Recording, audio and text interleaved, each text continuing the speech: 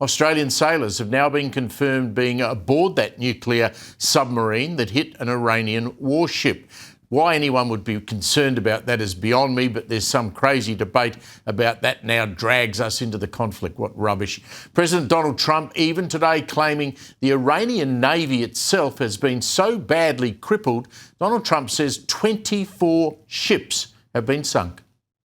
But we have the greatest military anywhere in the world. Their Navy is gone. 24 ships in 3 days. That's a lot of ships. Their anti-aircraft weapons are gone. So they have no air force. They have no air defense. All of their airplanes are gone. Their communications are gone. Missiles are gone. Launches are gone. About 60% and 64% respectively. Other than that, they're doing quite well.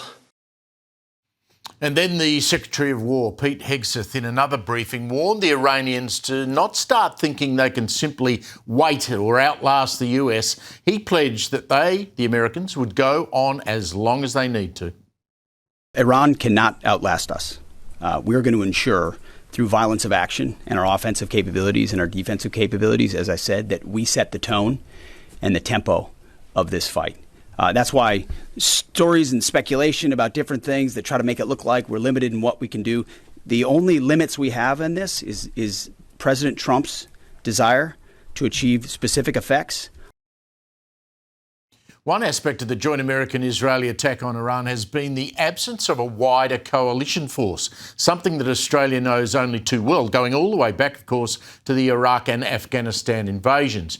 Australian SAS troops famously, post the September 11 attack on the World Trade Center, were revealed to be pivotal in inserting themselves undercover into that conflict in Afghanistan with the Taliban, guiding American Air Force assets toward the enemy. Likewise, we were part of the wider coalition in Iraq, as you would remember, with the late Major General Jim Molan, the Chief of Operations of Coalition Forces back in 2004. What a great man he was.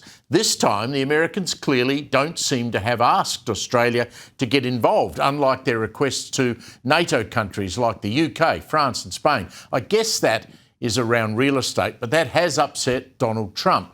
Trump, when they either refused or appeared reluctant to put their hands up, President Trump even labelled UK Prime Minister Keir Starmer as being no Winston Churchill. Well, we didn't need him to tell us that. Here he is.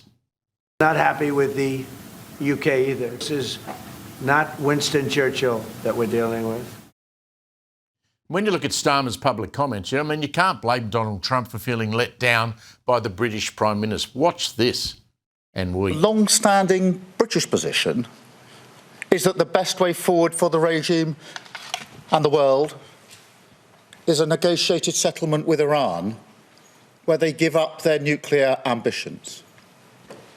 Now, that's why I took the decision that the UK would not join the initial strikes on Iran, and I stand by it.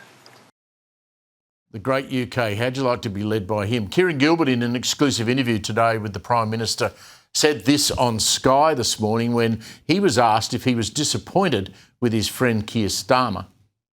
No, look, my job is to assess Australia's position. And I think that the attack on Australian soil made our position quite clear. It really brought home to Australians that the nature of this regime wasn't just engaging in proxy terrorism through Hamas, Hezbollah, the Houthis, but was prepared to reach across the other side of the world. Hardly outstanding inspirational leadership there either. Not surprisingly, the Prime Minister did not want to buy into that little argument. But what this conflict is showing, you can't necessarily presume that the old alliances are solid and expect the old outcomes to be the same today. In that same interview, the Prime Minister was also unwilling to buy into the criticism of mosques in Sydney and Melbourne holding events mourning the death of Ayatollah Khamenei. What I'm interested in is promoting social cohesion. I'm also at the same time promoting a consistent and clear and unequivocal Australian foreign policy. And will our agencies be monitoring those around those groups Look, we espousing sort of support for the dead Ayatollah? no. What our agencies do is do their work. We allow them to do their work, and without ongoing running commentary.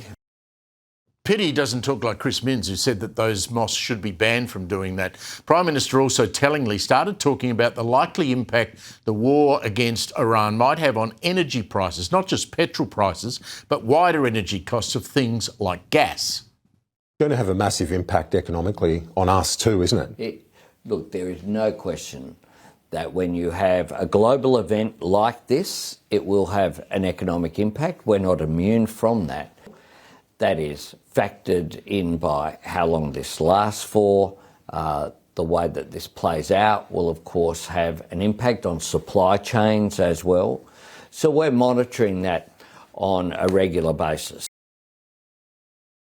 I'd like to remind everybody watching how Labor constantly blamed the war in Ukraine as the reason its promised electricity price drops never happened. It seems like we're going down that road yet again, and I predict it won't be long before the argument around cutting the excise on petrol starts getting raised again.